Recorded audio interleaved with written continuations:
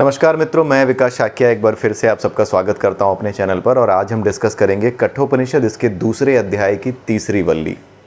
बहुत दिनों बाद मन किया कि मैं पुराने स्टाइल में बनाऊं, तो मैं अपने वाइट बोर्ड के सामने खड़ा हो गया हूं। आई होप आपको पसंद आएगा, क्योंकि मुझे भी थोड़ा थोड़ा चेंज चाहिए, तो इसलिए मैं आज सोचता हूँ कि वाइट बोर्ड के सामने खड़ा होकर के ही वीडियो बनाता हूँ। तो आइए देखते हैं तीसरी वल्ली दूसरे अध्याय की। ये आखिरी वल्ली है, इसमें एक दो वीडियो और बनेंगे और उसके बाद पूरा का पूरा कठोपनिषद यहीं पर समाप्त हो जाएगा। तो कठोपनिषद की इस तीसरी वल्ली के आज के भाग में हम देखते हैं कि यम ने क्या बताया है आगे। किसको? नचिकेता को। नचिकेता क्या है, इन सब चीज़ों के बारे में हम पहले डिस्कस कर चुके हैं। आप जा करके पुरानी वीडियोस देख सकते हैं, वहाँ पर आपको चीज़ें क्लियर हो जाएंगी। मेटाफरिक भाषा में बहुत सी बातें लिखी गई हैं, उनको आपको समझना पड़ेगा। ठीक है, और आइए आज के जो टॉपिक हैं उनको देखते हैं। आज के टॉपिक को समझने से पहले एक चीज़ हमें याद करनी चाहिए। एक बात कही गई है हमारे शास्त्रों में कि हमारा जो शरीर है ना, ये ब्रह्मपुरी है। यानी कि जिस प्रकार से ब्रह्म यानी वो जो गॉड पार्टिकल है, उसमें जब एक्सप्लोजन होता है वो फैलता है, उसी प्रकार से हम भी फैल रहे हैं। अलग अलग रूपों में फैलते हैं अपने कर्मों के कारण। कर्मों के द्वारा जो भावनाएं हमने एकत्र की हैं, उन भावनाओं की वजह से हमारे मन में, अंतःकरण में जो मनोमय कोश होता है, उसमें जो भावनाओं के बीज पड़े हैं, उन भावनाओं के बीज की वजह से हमारी ऊर्जा एक अलग लेवल पे पहुंच जाती है। और जिस लेवल की ऊर्जा होती है, उस लेवल की ऊर्जा को अपने आप को मैनिफेस्ट करने के लिए जिस तरह का शरीर सफिशिएंट है, उस तरह की बॉडी में हम मैनिफेस्ट हो जाते हैं। ठीक है, तो जिस प्रकार से ये पूरा का पूरा ब्रह्मांड एक तरीके से जो गॉड पार्टिकल है, जब उसमें विस्फोट होता है तो वो लगातार फैलता चला जाता है, और लास्ट में क्या होता है, वो बाद में अपने आप में समा जाता है। पहले फैलता है, फिर वापस आ जाता है अपने में।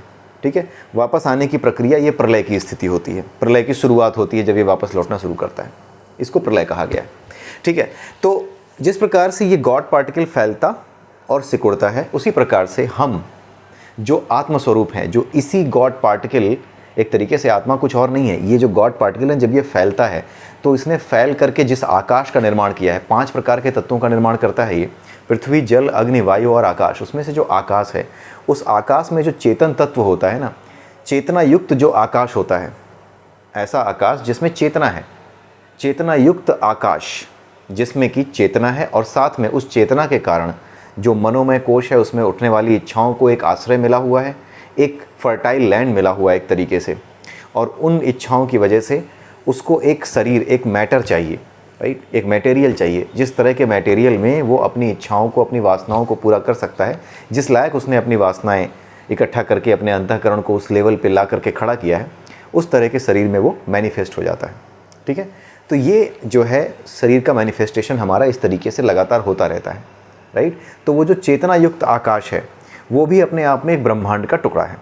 ठीक है, उस चेतना युक्त आकाश को भी, जो कि अव्यक्त है, जो दिखता नहीं है, ऊर्जा कहाँ दिखती है? नहीं दिखती है। उसी प्रकार से जो ऊर्जा का ये बिल्कुल छोटा सा पॉइंट है, जिसको गॉड पार्टिकल कहते हैं, उसमें विस्फोट होता है, वो शून्य है। विस्फोट होने से पहले वो शून्य है, विस्फोट होने के बाद वो शिव है, शक्ति है, वो कृष्ण है, वो राधा है, वो राम है, वो सीता है, सब कुछ है। उन चीज़ों को समझने के लिए ईश्वर के अवतारों की मदद से इनको समझा जाता है।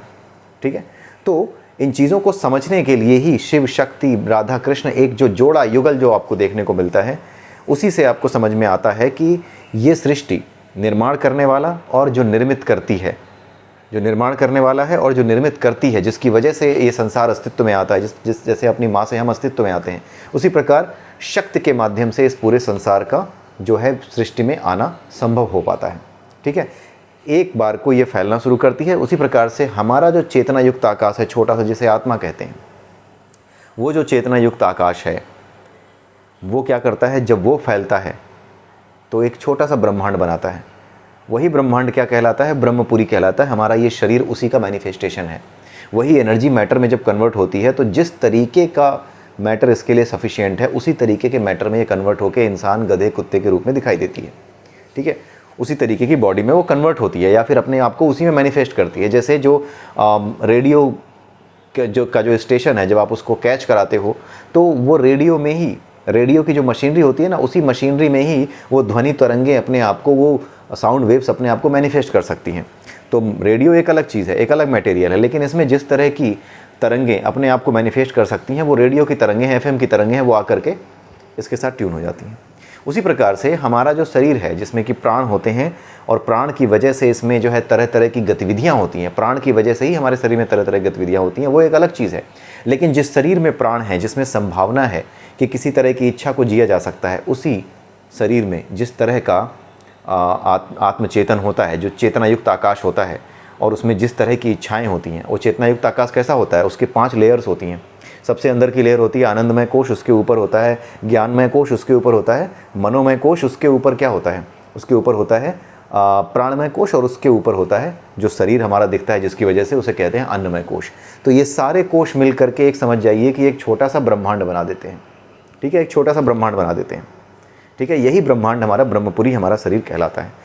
तो जिस प्रकार से ये यूनिवर्स एक्सपेंड हुआ है, बाद में ये श्रिंक होकर के एक पॉइंट पे आकर के जिसे गॉड पार्टिकल कहते हैं वहाँ पे रुक जाएगा, उसी प्रकार से हम भी तरह तरह के रूपों में एक्सपेंड हो रहे हैं। और बाद में क्या होगा, एक समय के बाद जब ये सारी इच्छाएं, ये अंतःकरण की सारी वासनाएं जब हम छोड़ देंगे, सारे लस्टफुल डिज़ायर्स जब हम छोड़ देंगे, हमारी सारी लस्टफुल डिज़ायर्स जब जाती रहेंगी, तो लस्टफुल डिज़ायर्स कुछ और नहीं होती हैं, ये चार्ज्ड पार्टिकल्स होते हैं और कुछ नहीं होते हैं। एवरीथिंग इज़ इलेक्ट्रोमैग्नेटिक वेव, और इलेक्ट्रोमैग्नेटिक वेव ऐसी होती है जो इस संसार को चला रही है, वो पार्टिकल के रूप में भी काम करती है और वेव के रूप में भी काम करती है। क्यों? क्योंकि ये सारा का सारा जो विश्व है वो क्या है, ऐसी इलेक्ट्रोमैग्नेटिक वेव के अंतर्गत है जो प्रकाश के रूप में उपस्थित है हमारे सामने।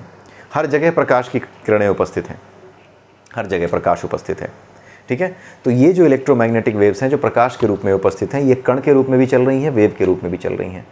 ठीक है, तो जब लास्ट में ये सारी की सारी चीज़ें जब एक बार को जिसमें जितने भी चार्जेस हैं जो कि इस पूरे के पूरे हमारे जो अस्तित्व को, जो कि हमारा पूरा अस्तित्व है जो 5 कोषों से बना हुआ है, ये 5 कोषों से इसीलिए बना हुआ है क्योंकि चार्ज पार्टिकल्स का कहीं ना कहीं एक पूरा का पूरा कनेक्शन है, एक पूरा का पूरा बैलेंस है हमारी बॉडी को वो बना के रखे हुए। हमारी बॉडी जो हमारे सामने आई हुई है उसके भीतर का कारण है वो जो 5 कोष हैं उनका एक बैलेंस है, और वो चार्ज पार्टिकल्स की वजह से है। जब वो चार्ज पार्टिकल्स अपने आप को क्या करेंगे, होल्ड करना जब बंद कर देंगे, तो केवल और केवल विशुद्ध आत्मा रह जाएगी। बाहर का अन्नमय कोष, फिर जो ज्ञानमय कोष है, फिर उसके बाद जो प्राणमय कोष है, उसके बाद मनोमय कोष है, इन सब को जिन चार्जेस ने बांध रखा है वो सारे के सारे चार्जेस फ्री हो जाएंगे। और जब वो फ्री हो जाएंगे तो आपकी आत्मा अपने आप शेष बचेगी, आप अपने आप को उसी रूप में जान पाएंगे। आप वही हैं ही।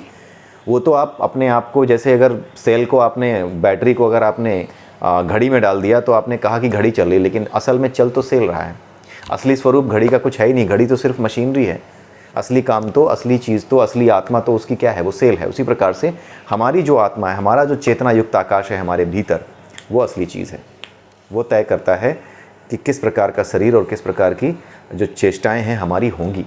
ठीक है, तो ये सारी चीज़ें अंत में क्या होती हैं, जब आप अपने आप को फैला लेते हो, अंत में जब आप ये सारी चीज़ें छोड़ते चले जाते हो, आपका अन्नमय कोष समाप्त होता है, आपका प्राणमय कोष, और ये सारे कोषों की ज़रूरत जब नहीं रह जाती। और कब नहीं रह जाती?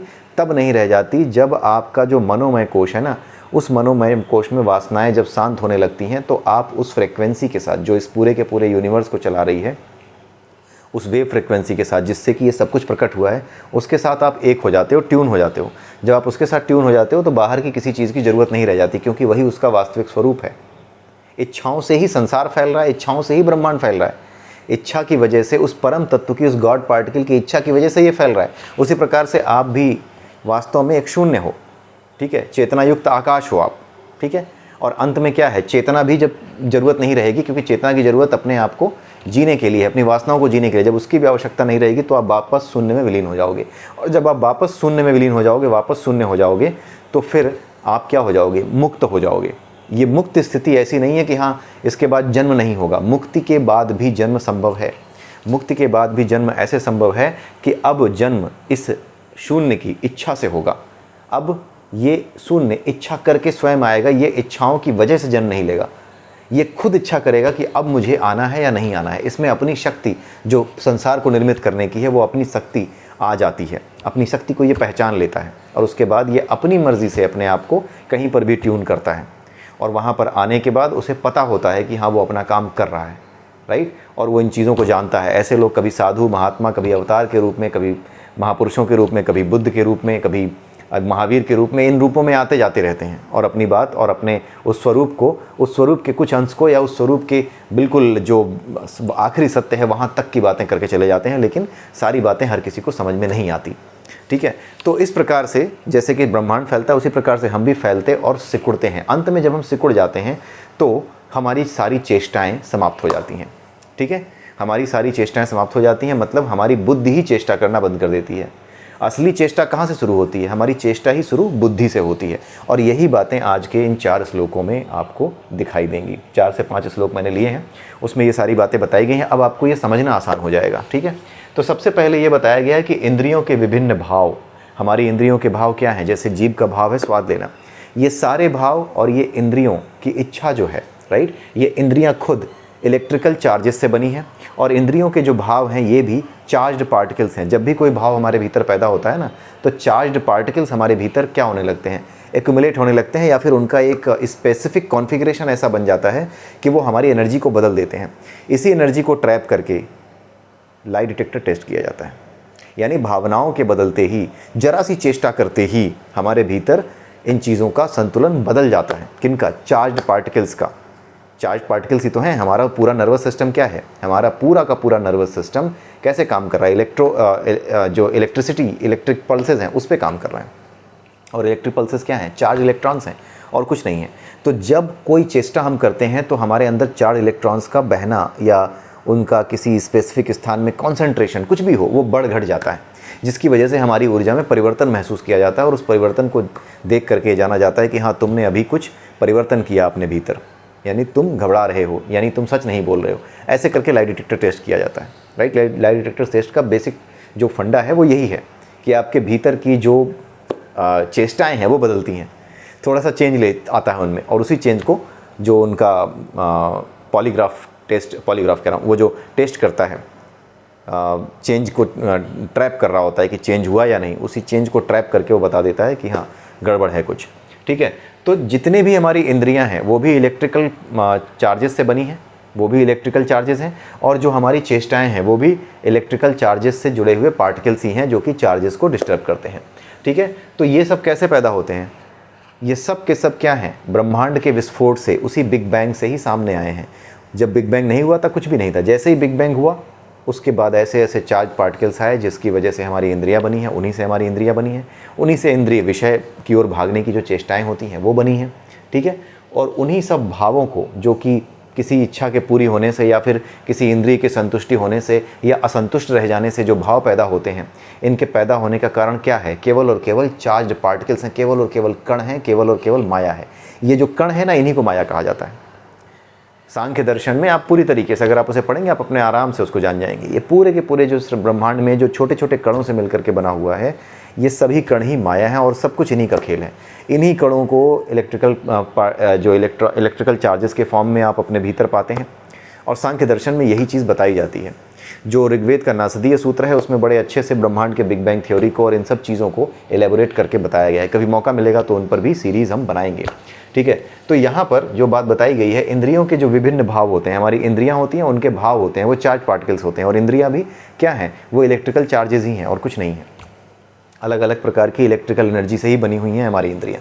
ठीक है, तो इंद्रियों के जो विभिन्न भाव होते हैं वो कैसे उत्पन्न होते हैं और कैसे समाप्त होते हैं? उत्पन्न कैसे होते हैं? हमारे शरीर में 9 द्वार हैं। ठीक है, भगवद गीता की तरफ थोड़ा सा ले जा रहा हूँ। हमारे शरीर में 9 द्वार हैं।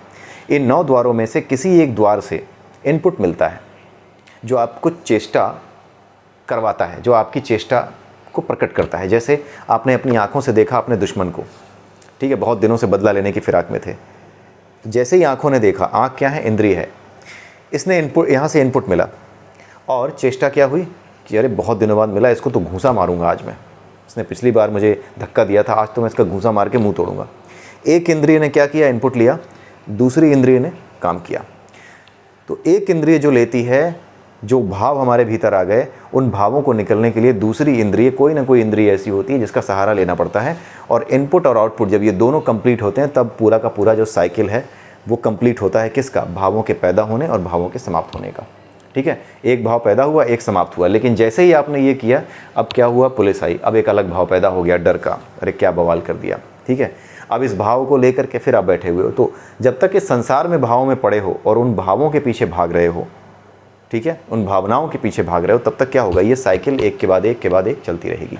ठीक है, तो बुद्धिमान आदमी ये जानता है कि ये साइकिल ऐसे ही चलती है और कोई फ़ायदा नहीं है अपनी भावनाओं में फंसने का। अपने काम को केवल अपना कर्तव्य समझ करके, या फिर जो कुछ मेरे सामने आया है, जैसे मेरी नाक है, अब मेरी नाक के सामने अगर बदबूदार चीज़ आएगी तो मेरी नाक मेरी परमिशन थोड़ी लेगी कि बदबू नहीं सूंघनी है, ये तो उसका स्वभाव है, ये सूंघेगी। उसी प्रकार से हमारा स्वभाव ये होना चाहिए कि सामने से जो कुछ भी आ रहा है उससे प्रकृति द्वारा दिया गया कर्तव्य समझ करके उसका बस पालन कर दो, उसे बस पूरा कर दो, उसके साथ किसी भी तरह की भावना या वासना जोड़ने की आवश्यकता नहीं है। ठीक है, ये चीज़ है। तो इन चीज़ों को जानने वाला, इंद्रियों के विभिन्न भावों को, इसकी उत्पत्ति को, कैसे ये पैदा होती हैं और कैसे ये समाप्त हो जाती हैं, इनको जानने वाला बुद्धिमान पुरुष कभी शोक नहीं करता। उसे टेंशन क्यों होगी जब वो जानता है कि पूरी की पूरी मॉडस ऑपरेंडी ही यही है, ऐसे ही ये नेचर काम करता है। तो उसमें मैं नेचर के बीच में अटका हुआ हूँ, मेरी गलती है कि मैं नेचर के बीच में अटका हुआ हूँ, नेचर मेरे रास्ते में नहीं आ रही है, मैं नेचर के रास्ते में आया हूँ। इस बात को हमेशा ध्यान रखना पड़ेगा कि हम नेचर के भीतर हैं, प्रकृति के भीतर हम हैं, हमारे भीतर प्रकृति नहीं है। इसलिए प्रकृति हमारी मालिक है, उसने तय किया है कि हमारे सामने क्या आएगा क्या नहीं आएगा, उसने तय किया है। ये हम तय नहीं कर रहे थे। अगर हम ही तय करते तो हमारे सामने केवल अच्छी चीज़ें आती, लेकिन हमारे सामने बुरी चीज़ें भी आती हैं। इसका मतलब है तय करने वाले हम तो नहीं हैं। अधिक से अधिक हमें प्रकृति दिखती है, नास्तिकता भी है, तो भी आप समझ जाओ कि इस प्रकृति ने ही आपके सामने परिस्थितियाँ रखी हैं। तो उस पर रिएक्शन देना, सो दैट आप दोबारा किसी तरीके से और इन भावों को पैदा ना करो जो कि आपको आगे और फंसाएं। अभी तो आप पता नहीं किस वजह से फंसे हो कि जो नहीं चाहते थे वो आपके सामने आया, लेकिन आप खुद भी कुछ ऐसा करके अपने आप को फंसा दो, ज़बरदस्ती फंसने का काम करो, तो ये तो मूर्खता है, राइट। इसलिए अगर कोई चीज़ हमारे सामने आई है तो उसको बिना किसी भाव से जोड़े अपना काम करके उसे वहीं छोड़ दो, उसके साथ कोई भाव मत जोड़ो। एक तो वैसे ही उस पर आपका कंट्रोल नहीं है जो आपके सामने आया, राइट। अच्छा बुरा जो भी हो उस पर आपका कंट्रोल नहीं था, आपके सामने आ गया, कुछ कर्म आपके थे, लेकिन वो सारा का सारा जो आपके सामने आया केवल अकेले आपके कर्म से नहीं आया, बहुत सी चीज़ें शामिल होती हैं, तब जा कर के वो चीज़ सामने होती है। ठीक है, मैं अपने ऑफिस से निकल करके अपने घर तक पहुँचा, ठीक है, उसमें केवल एक आदमी, मैं इन्वॉल्व नहीं हूँ, मेरी इच्छा इन्वॉल्व नहीं है, मेरी इच्छा शक्ति इन्वॉल्व नहीं है। उसमें एक ऑटो वाला है, उसमें एक एप्लीकेशन है जिसको मैंने बुक किया है, जिसका यूज़ करके मैंने ऑटो बुक किया है। कोई है जो इंटरनेट की आपूर्ति सुनिश्चित कर रहा है, सो दैट मैं उसको पेमेंट कर सकूं, मैं उसको बुक कर सकूं। तो बहुत से लोग मेरी अपनी एक एक्टिविटी को कंप्लीट करने में शामिल थे, राइट। इसलिए कोई भी अकेला काम नहीं कर रहा है, ये प्रकृति मिल करके आपके किसी एक काम को पूरा करवा रही है और आपको लगता है कि आप कर रहे हो, राइट। ये प्रकृति आपका सहयोग कर रही है, प्रकृति ही आपके सामने काम रख रही है, उस काम को करिए। आपको खुद ही बुरा लग रहा है कि अरे अरे पता नहीं मेरे सामने क्यों आ गया, तो उस बुरा लगने की बात क्या है, ये तो आपकी ही की हुई किसी गलती का परिणाम होगा अगर बुरा लग रहा है तो। उसी प्रकार से अब दोबारा गलती करके नया ऐसा काम क्यों बनाना जिसको कि आगे चल के झेलना पड़े। तो इसलिए भावनाओं से जुड़े बिना जो आपके सामने आया उसे कर डालिए। तो जो व्यक्ति ये जानता है वो इसी तरीके से कर्म करता है, निष्काम भाव से, भावनाओं से जुड़े बिना। और ऐसा व्यक्ति कभी शोक कर ही नहीं सकता, होगा ही नहीं, क्यों होगा, राइट। जो भावनाओं से ही नहीं जुड़ा है वो काम तो करता जाएगा, लेकिन भावनाओं से न जुड़ा होने के कारण वो कभी भी शोक नहीं करेगा, कभी भी उसे दुख नहीं होगा। उसके बाद यहाँ पे दूसरे श्लोक में बताया गया है श्रेष्ठता का क्रम। क्रम किसका, ताकतवर कौन है, कौन किसको कंट्रोल करता है। सबसे पहली चीज़ इंद्रियां, इंद्रियों की ताकत सबसे नीचे आती है। इंद्रियों से ऊपर क्या है, मन, क्योंकि मन ही इंद्रियों की गति को दिशा देता है। मेरा मन क्या है, मेरे मन में वासनाएं हैं, मुझे किसी से द्वेष है, ये वासना मेरे भीतर है, द्वेष की वासना मेरे भीतर है, ठीक है। इसी मन ने क्या किया, मेरी इंद्रियों को दिशा दी, ठीक है। मेरे हाथ को एक तरीके से, कर्म इंद्रिय को इसने क्या किया, उस वासना ने क्या किया, अपना साधन बनाया, राइट। उसने हाथ को साधन बनाया और मैंने सामने वाले पे मुक्का मार दिया, राइट। तो मन क्या करता है, इंद्रियों को कंट्रोल करता है। मन को भी कंट्रोल कौन करता है, बुद्धि। बुद्धि ने कैसे क्या किया, बुद्धि ने सुझाया कि सामने जो आया है ना ये दुश्मन है तेरा, राइट। और जैसा मन होता है, आप ये समझ जाइए कि मन से श्रेष्ठ बुद्धि जरूर है, लेकिन मन ही ये तय करता है कि बुद्धि कैसे काम करेगी। जब बुद्धि ये तय करने लगती है कि मन को मन से कैसे काम लेना है, तब आपकी यात्रा दूसरी दिशा में शुरू होती है, असली दिशा में शुरू होती है, जिसे मुक्ति की यात्रा कहते हैं, मुक्ति की तरफ यात्रा कहते हैं। तो जब तक आप इस संसार में हैं तब तक मन क्या है, मुख्य चीज़ है। मन वासनाओं को इकट्ठा कर रहा है, उन वासनाओं की वजह से ही जैसी वासनाएं इकट्ठी होंगी उसी तरह से बुद्धि काम करती है। जब तक आप अपने मन के कंट्रोल में हैं, जब तक मन के कंट्रोल में है, जब तक आप वासनाओं के पीछे भाग रहे हैं, तब तक वासनाएं तय करेंगी कि बुद्धि क्या सोचेगी। जैसे आपने मन में द्वेष रखा है, आप ऐसे व्यक्ति हैं जो दूसरों से द्वेष पाल लेते हैं, किसी को माफ़ नहीं कर पाते, उस केस में क्या होगा, आपकी बुद्धि क्या कर रही है, आपकी बुद्धि इस बात को टेक कर रही है, एक तरीके से उसका इनपुट की तरह ले रही है उसे, ठीक है, और उसी के अनुसार क्या कर रही है, बुद्धि बिहेव करती है। अगर आपके मन में द्वेष है तो बुद्धि क्या करेगी, जब भी द्वेष को पूरा करने का मौका आएगा तो बुद्धि सहयोग करेगी मन का कि भाई चल सामने देख क्या चीज़ आई है, इसको मारना है, राइट। बुद्धि वही सुझाएगी। बुद्धि अंतःकरण में पड़े हुए वासनाओं के बीज को क्या करेगी, सामने उसके लायक माहौल आते ही उन बीजों को जो है आगे बढ़ने के लिए खाद पानी देगी। कैसे, मन से कह के कि भाई देख ये रहा।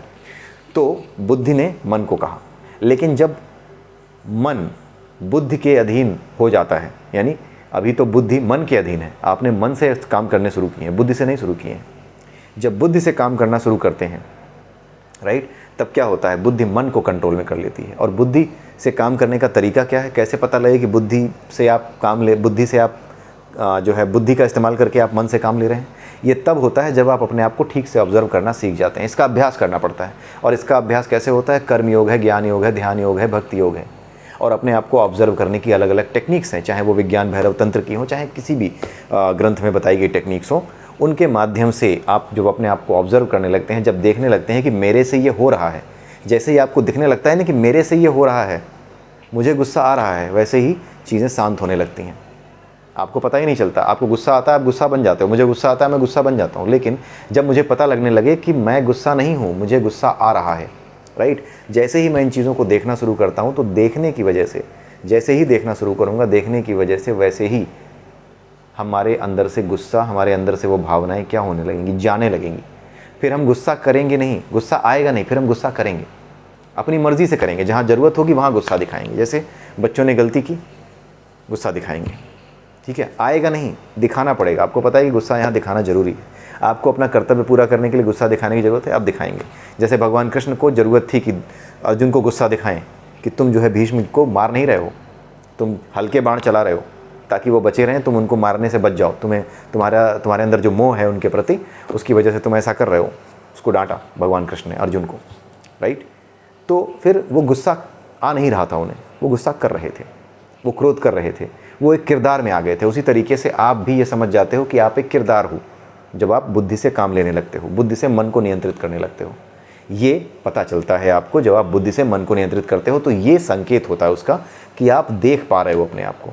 आप एक क्षण को भी रुक करके अगर अपने आप को देख पा रहे हो, तो आप ये समझ जाइए कि बुद्धि जागृत हो चुकी है, वो आपके मन को कंट्रोल कर रही है, ठीक है। तो मन से श्रेष्ठ है बुद्धि, बुद्धि से भी श्रेष्ठ है क्या, महत तत्व। महत तत्व वो कच्चा माल है, वो रॉ मटेरियल है, जिससे क्या बनता है, बुद्धि बनती है।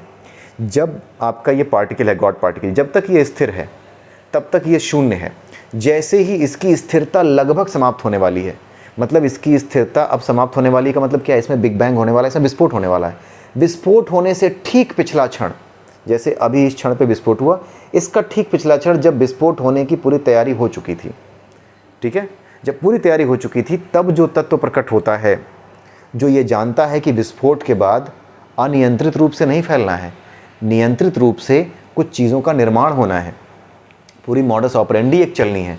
तो ये जो मॉडस ऑपरेंडी चलती है ना इस पूरे नेचर की, जब ये फटने वाला होता है, ठीक उससे पहले जो पूरी मॉडस ऑपरेंडी को जानने वाला, तय करने वाला जो एलिमेंट होता है, जो कि इसके भीतर से प्रकट होने वाला है, वो जो तत्व होता है, जो मतलब उसका कोई स्वरूप नहीं है, राइट, वो जो जिसका स्वरूप नहीं है, जो ये तय करेगा कि इसकी पूरी मॉडस ऑपरेंडी, इसकी पूरी क्रिया विधि क्या होगी, उसी को क्या कहते हैं, उसी तत्व को महत तत्व कहते हैं। क्योंकि वो जानता है कि किस प्रकार से ये पूरा ब्रह्मांड बनेगा, किस प्रकार से इसमें सारी चीज़ें चलेंगी, ठीक है, उसी को क्या कहते हैं, महत तत्व कहते हैं। वो महत तत्व होता है, ठीक है, यानी महत तत्व जिससे कि बुद्धि बनती है। बुद्धि अस्तित्व में कब आएगी, जब फट जाएगी चीज़, और सबसे पहले बुद्धि ही अस्तित्व में आती है, ठीक है, जब ये फट जाएगी पूरी तरीके से तब बुद्धि अस्तित्व में आएगी, ठीक है। लेकिन जब तक ये फटा नहीं है, तब तक जो तत्व ये निर्धारित करता है कि बुद्धि इससे बनेगी, ठीक है, ये बुद्धि होगी, या फिर ये मॉडस ऑपरेंडी का जो है पूरा का पूरा नॉलेज रखेगी, राइट, उस मॉडस ऑपरेंडी का पूरा नॉलेज रखने वाला जो एलिमेंट होगा, उसके लिए जो एक आप कह लीजिए कि जो मॉडस ऑपरेंडी शुरू होने वाली है, जहाँ से मॉडस ऑपरेंडी शुरू होने वाली है, जिस ताकत के अंतर्गत मॉडस ऑपरेंडी वो शुरू होने वाली है, जो कि इस पूरे के पूरे यूनिवर्स का या पूरे के पूरे क्रिएशन का जो मॉडस ऑपरेंडी है उसका जो ज्ञान रखेगी, उसकी जो मॉडस ऑपरेंडी को अपने भीतर रखती है, राइट, अपने भीतर जो ज्ञान रखती है, उस एनर्जी को रखती है, उस पोटेंशियल एनर्जी को जो रखती है, उस पोटेंशियल एनर्जी को क्या कहा जाता है? महत तत्व कहा जाता है। तो महत तत्व वो कच्चा माल है जिससे कि बुद्धि का निर्माण हुआ, और सबसे पहले महत तत्व ही आया इस संसार में, ठीक है। महत तत्व से बड़ा कौन है? अव्यक्त, जो दिखता नहीं है भाई, ऊर्जा जो दिखती नहीं है, गॉड पार्टिकल जिसको कहते हैं। उस अव्यक्त से बेहतर कौन है? पुरुष। यहाँ पे लिखा हुआ है अव्यक्त से बेहतर है पुरुष। पुरुष क्यों बेहतर है? पुरुष इसलिए बेहतर है क्योंकि 5 कोश उसी के पास हैं। इन्हीं कोशों को तोड़ फोड़ करके जब इन्हीं कोशों से आप दूर होते हो, जब मुक्ति की दिशा में चलते हो, तभी आपको पता चलता है कि पूरी की पूरी मॉडस ऑपरेंडी है क्या। अव्यक्त रह करके आप मॉडस ऑपरेंडी नहीं जान पाओगे।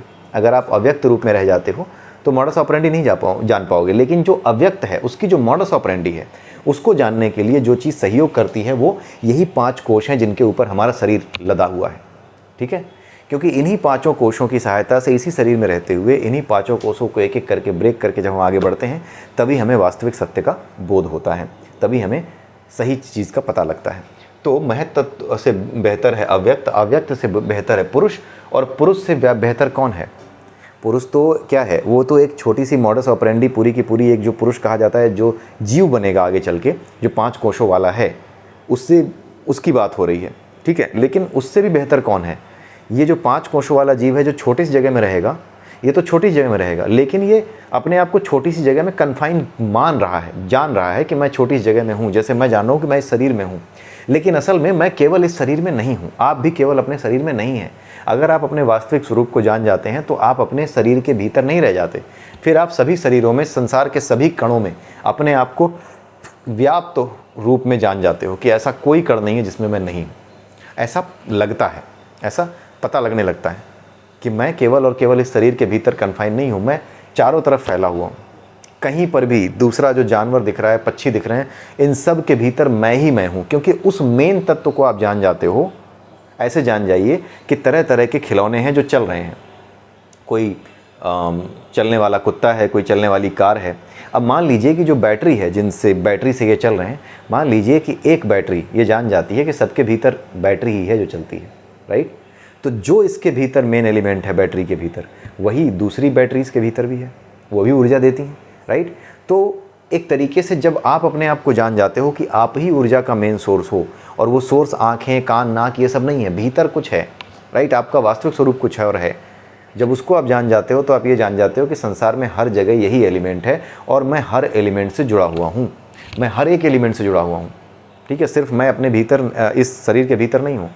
मैं जो हूँ वो इस शरीर में तो हूँ, कन्फाइन दिख रहा हूँ, लेकिन असल में वो जो ऊर्जा है जिसकी वजह से मैं अस्तित्व में हूँ, वो ऊर्जा संसार के हर एक कण से जुड़ी हुई है। इस संसार में कोई ऐसी जगह नहीं है, कहीं पर भी ऐसी कोई जगह नहीं है जहाँ पे मैं व्याप्त नहीं हूँ। ये पता लगने लगता है, ये स्थिति आ जाती है। तो वो क्या है? वो व्यापक है, लेकिन वो अलिंग है, उसका कोई चिन्ह नहीं है, उसका कोई रंग रूप आकार नहीं है, ठीक है। लेकिन उस अलिंग को, जिसका कोई रंग रूप आकार नहीं है, उस लेवल तक जब आप चले जाते हो कि हाँ मैं ही हर जगह व्याप्त हूँ, मैं ही आत्म तत्व हूँ, और मैं आत्म तत्व ही हूँ, जो कि इसी आत्म तत्व से पूरा का पूरा जो संसार है, पूरी की पूरी जो सृष्टि है, वो भी इसी एक आत्म तत्व से निकली है, और मैं हर आत्म तत्व के साथ जुड़ा हुआ हूँ। असल में जुड़ा हुआ क्या, मैं ये पूरा का पूरा ब्रह्मांड ही हूँ, पूरा का पूरा जो है ये आत्म तत्व, जो परमात्मा तत्व जिसको कह सकते हैं। या जब अपने से बाहर निकलते हैं तो उसी को परमात्मा कह देते हैं, लेकिन जब अपने भीतर कन्फाइन मानते हैं तो उसे आत्म तत्व कहते हैं, आत्मा कहते हैं। लेकिन जब हम इन सारी चीज़ों को जान जाते हैं कि हाँ ये सारा का सारा यूनिवर्स, हर एक कण एक जाल की तरह एक दूसरे को जोड़े हुए है, हर पॉइंट जुड़ा हुआ है, तब ऐसे जानने वाले व्यक्ति को क्या होता है? मुक्ति मिल जाती है। यानी वो शरीर से मुक्त हो जाता है, शरीर में बंधे रहने को मजबूर नहीं होता, यानी वो वासनाओं से मुक्त हो जाता है। शरीर से मुक्त होना मुक्ति नहीं है, वासनाओं से मुक्त होना मुक्ति है। अंतःकरण में जो वासनाएं पाल रखी हैं, उन वासनाओं से मुक्त होना, द्वेष की वासना, हर वो चीज़, चाहे वो अच्छी हो चाहे बुरी, जिसे आप इस संसार में कहते हैं, हर वो चीज़ जो आपके भीतर चार्जेस को एक्युमुलेट करके आपके एनर्जी कॉन्फ़िगरेशन को ऐसा बनाए रखे कि कहीं ना कहीं किसी न किसी शरीर के लायक आपकी एनर्जी अभी भी बनी हुई है, तब तक आप एक शरीर से दूसरे शरीर में इस नेचर के नियम के अकॉर्डिंग बहते जाने को या नए नए शरीर धारण करने को मजबूर हो, ठीक है। और जिस दिन आप इन चीज़ों से निकल जाते हो उसी दिन क्या होता है, आप शरीर धारण करने को मजबूर नहीं रह जाते। फिर आप शरीर धारण करने की जो एक इच्छा शक्ति है वो आपके भीतर आ जाती है। ठीक है, जैसे मैं किसी दूसरे के घर में नहीं जा सकता, लेकिन एक पुलिस वाला, उसके पास वारंट है, वो दूसरे के घर में जा सकता है। मेरे पास वारंट रखने का अधिकार नहीं है। उसी प्रकार से जब व्यक्ति इस स्तर पे आ जाता है कि उसकी सारी वासनाएं समाप्त हो जाती हैं, वो जो उसका अंतःकरण है वो पूरी तरह से खाली हो जाता है, राइट, उस केस में वो बिल्कुल अपनी एनर्जी को उस लेवल पे ले आता है जिस एनर्जी पे परमात्मा तत्व काम करता है, जो गॉड पार्टिकल है काम करता है। तो उस लेवल पे जाने के बाद क्या होता है, उसकी मर्जी चलती है। ठीक है, वही स्वतंत्रता है, वही मुक्ति है। ठीक है, तो मुक्ति का अर्थ है वासनाओं से मुक्ति, ना कि शरीर से मुक्ति। शरीर से मुक्ति मुक्ति नहीं है, वासनाओं से मुक्ति ही असली मुक्ति है। वहीं से मुक्ति का रास्ता खुलता है और वही मुक्ति की ओर ले जाता है। ठीक है, तो संपूर्ण ब्रह्मांड की क्रिया विधि जो जान जाता है, उसके मॉडस ऑपरेंडी को जो जान जाता है, वो क्या होता है, वो मुक्त होता है। ठीक है, आगे है अलिंग का दर्शन कैसे हो, क्योंकि वो जो अलिंग हम जिसे कहते हैं, वहाँ पे अब बात की गई है थोड़ा सा मुंडक उपनिषद की, केन उपनिषद की। केन उपनिषद में बताया गया है कि वो मन का मन है, वो आँख की आँख है, वो कान का कान है। तो कानों से उसे कैसे देख सकते हो, क्योंकि वो कानों का कान है। तुम आँखों से उसे कैसे, कानों से उसे कैसे सुन सकते हो, क्योंकि वो तो कान का भी कान है। आँखों से उसे कैसे देख सकते हो, क्योंकि वो तो आँख की भी आँख है। मन से कैसे उसका मनन करोगे, क्योंकि वो तो मन का भी मन है। इसलिए इन इंद्रियों के माध्यम से तुम उसे जानोगे कैसे। तो वो जो अलिंग है, जिसने सब कुछ बनाया है, जिससे हम सब बने हैं, उसका न तो मन से न आँख से दर्शन किया ही नहीं जा सकता। तो कैसे होगा दर्शन? दर्शन ऐसे होगा कि आपको जो महत तत्व है ना, जो मॉडस ऑपरेंडी जानता है इस नेचर की, आपको उस लेवल पे जाना होगा। ठीक है, तो उसे बुद्धि से ही जाना जा सकता है। बुद्धि को जागृत करना होगा। उसके रास्ते क्या हैं? ध्यान योग, ज्ञान योग, कर्म योग, भक्ति योग, जो भी योग हो, उस योग के मार्ग पर चलिए गुरु के निर्देशन में, और अपने आप आपको एक दिन इस रास्ते पर बुद्धि मिल ही जाएगी। चलते चलते बुद्धि आपकी जागृत हो ही जाएगी, जिसे प्रज्ञा कहते हैं। वो बुद्धि जो कि इस पूरी की पूरी मॉडस ऑपरेंडी को समझने के लायक हो जाती है, उसी को प्रज्ञा कहते हैं। तो इसे बुद्धि से ही जाना जा सकता है, मन से नहीं जाना जा सकता, आँख से नहीं जाना जा सकता। बुद्धि के स्तर पर जाकर के इसे जाना जा सकता है। और बुद्धि के स्तर पर जाने के लिए उस महत तत्व के, यानी कि उस मॉडस ऑपरेंडी के लेवल पर जाना पड़ेगा, उस तत्व तक जाना पड़ेगा जो इस मॉडस ऑपरेंडी को जानती है, राइट। इसको पता है सब कुछ बिना, और ये बताती नहीं है, मुंह से नहीं बताती है, बस इसके भीतर वो मॉडस ऑपरेंडी रहती है। और जब आप अपने आप को उस पर ट्यून कर लेते हो तो उस मॉडस ऑपरेंडी को आप भी जान जाते हो।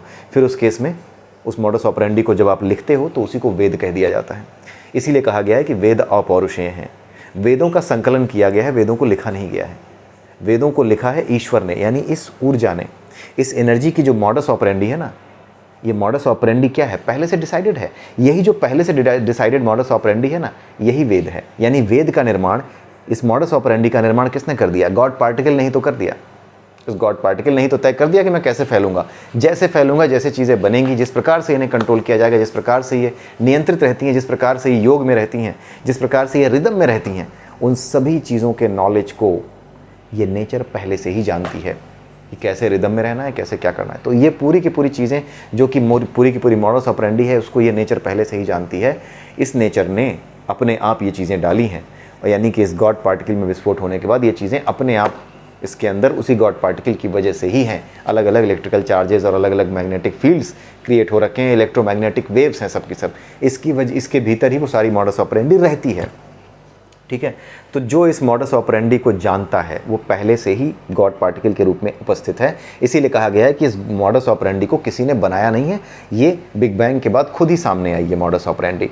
और जो इस मॉडस ऑपरेंडी को जान जाता है बुद्धि के द्वारा, जब इस मॉडस ऑपरेंडी को क्या करता है, कंपाइल करता है, संकलित करता है, तब उसे वेदों का संकलन करता कहा जाता है। वेद व्यास का उनको नाम दिया गया था। ठीक है, इसीलिए कहा जाता है कि वेदों का संकलन हुआ है, वेदों को लिखा नहीं है। वेद अपौरुषेय है, किसी पुरुष ने नहीं लिखा है। वेद का मतलब है ज्ञान। ज्ञान किस चीज़ का? ज्ञान मतलब पूरी सृष्टि की मॉडस ऑपरेंडी का ज्ञान। और ये पूरी की पूरी मॉडस ऑपरेंडी मैंने, आपने, किसी जो है वैज्ञानिक ने, किसी जय भीम वाले ने, किसी ने नहीं डाली है। ये पहले से ही इस नेचर में है। अब क्योंकि ये पहले से ही इस नेचर में है, इस वजह से क्या है, वो पहले से ही अपनी क्रियाविधि को जानती है। वो पहले से ही सब कुछ कर रही है। डीएनए आरएनए पहले से ही इस नेचर में अवेलेबल हैं, कुछ डालना नहीं है। लेकिन जो इन चीज़ों को जान जाता है कि ये कुछ ऐसे तत्व हैं जो इस प्रकार से काम कर रहे हैं, कब? जब वो अपनी बुद्धि जागृत कर लेता है, जब उसकी प्रज्ञा जागृत हो जाती है। तो उस केस में जब वो लिखना शुरू करता है तब उसको लेखक कहा जाता है। और कुछ बुद्धिमान लोग कह देते हैं कि कोई चीज़ लिखी गई है तो किसी ने लिखा होगा। अरे भाई, लिखने और संकलन करने में अंतर होता है। न्यूटन ने संकलन किया था गुरुत्वाकर्षण के नियम का, उसने गुरुत्वाकर्षण का नियम बनाया नहीं था। गुरुत्वाकर्षण उससे पहले भी काम करता था, न्यूटन के बताने से पहले भी, यानी गुरुत्वाकर्षण पहले से था। उसने केवल गुरुत्वाकर्षण के नियम को संकलित किया।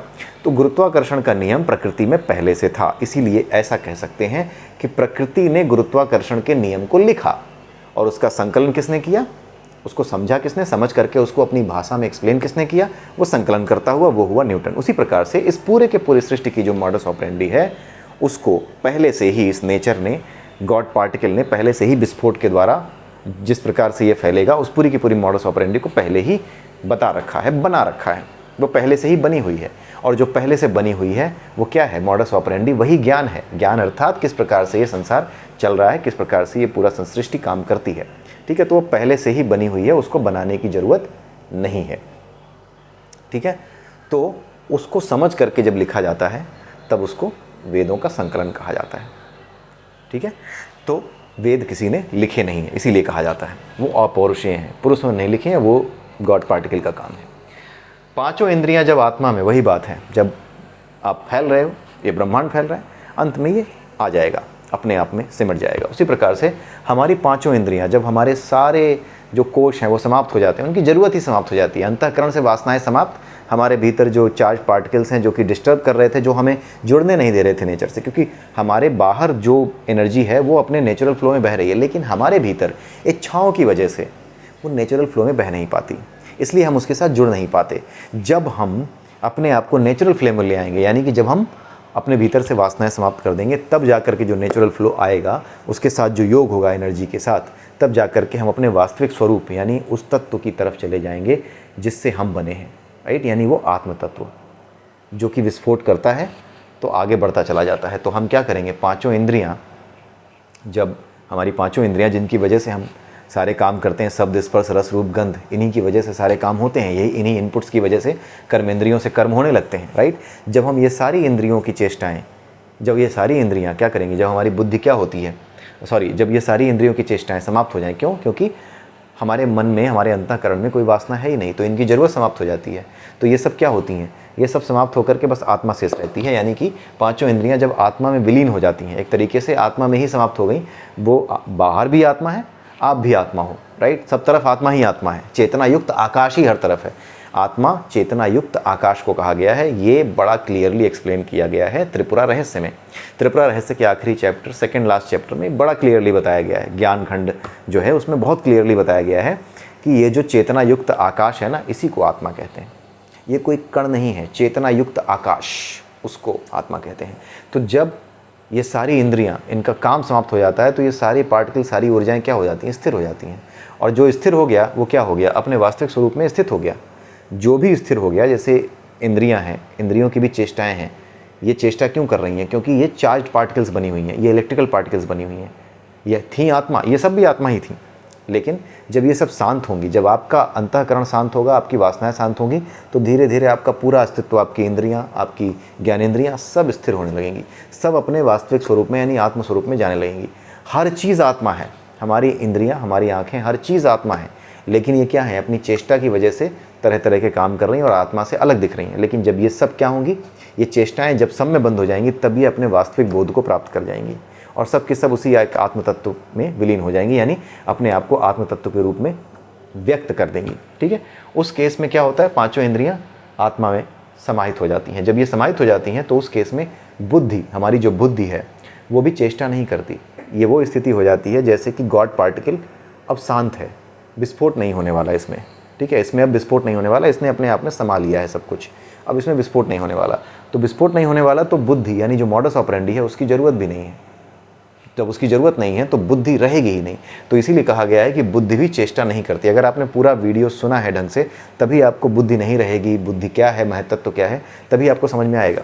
तो बुद्धि भी चेष्टा नहीं करेगी अगर पांचों इंद्रियां यानी हमारी वासनाएं समाप्त होकर के इंद्रियां जो है उसमें आत्मा में स्थित हो गई हैं, आत्म तत्व के रूप में अपने आप को मैनिफेस्ट कर चुकी हैं, तो उस केस में बुद्धि भी कोई चेष्टा नहीं करेगी, क्योंकि आप क्या है, आप एक ब्रह्मांड से वापस सिकुड़ करके वापस एक गॉड पार्टिकल में कन्वर्ट हो गए, और ऐसे कन्वर्ट हुए हैं कि अब इसमें विस्फोट नहीं होगा, बल्कि आप समा गए हैं इसमें।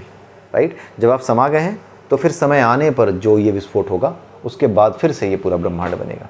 ठीक है, आपका ब्रह्मांड आपके भीतर ही समाप्त हो जाए, क्योंकि आप इस पूरे ब्रह्मांड से जुड़े हुए हैं। बस वो चेतना युक्त आकाश है, उसने एक शरीर ले लिया है इस समय, और कुछ नहीं है। हम हैं सब यही चेतना युक्त आकाश ही हैं। और इसी गति को जब आप इस स्थिति में आ जाते हो कि आपकी बुद्धि भी इस स्थिति में है कि कोई चेष्टा नहीं कर रही, कोई मॉडस ऑपरेंडी अब प्रकट होने वाली नहीं है, बुद्धि की चेष्टाएं समाप्त हो चुकी हैं। ठीक है, इसी स्थिति को परम गति कहते हैं। बुद्धि की चेष्टा का मतलब ये नहीं कि काम बंद कर दिया, खटिया पड़े सो रहे हैं, गलत अर्थ मत निकालिएगा, गलत अर्थ निकालने की ज़रूरत नहीं है यहाँ पर। चेष्टाएं समाप्त होने का मतलब ये है कि आप विकल्प नहीं चुनते, ये करूँगा ये नहीं करूँगा, ये नहीं। आपके सामने जो आता है, आपके कर्मों में ये दिखाई देने लगता है कि जो आपके सामने आया है उसे आप निर्लिप्त होकर के करते हैं, बिना अटैच हुए करते हैं, काम करते हैं, लेकिन उससे कोई भावना अपनी नहीं जोड़ते। ठीक है, ये होता है बुद्धि का चेष्टा ना करना, अपने वास्तविक स्वरूप में स्थित हो जाना। ठीक है, तो इसी के साथ ये वीडियो यहीं पर समाप्त होता है। अगले वीडियो में हम फिर मिलेंगे। एक दो और जो है कुछ और श्लोक होंगे, एक दो नहीं कुछ ज़्यादा हैं, तो वो भी श्लोक जब समाप्त हो जाएंगे तब कठोपनिषद अपने आप में समाप्त हो जाएगा। ठीक है, तो ये सब यमराज जी ने जो बताया नचिकेता को, उसको आप भी सुनिए, समझिए। एंड मुझे आज्ञा दीजिए, अगली वीडियो में फिर मिलते हैं। तब तक के लिए जय सिया राम, जय श्री कृष्ण, जय श्री राधे, ओम नमः शिवाय।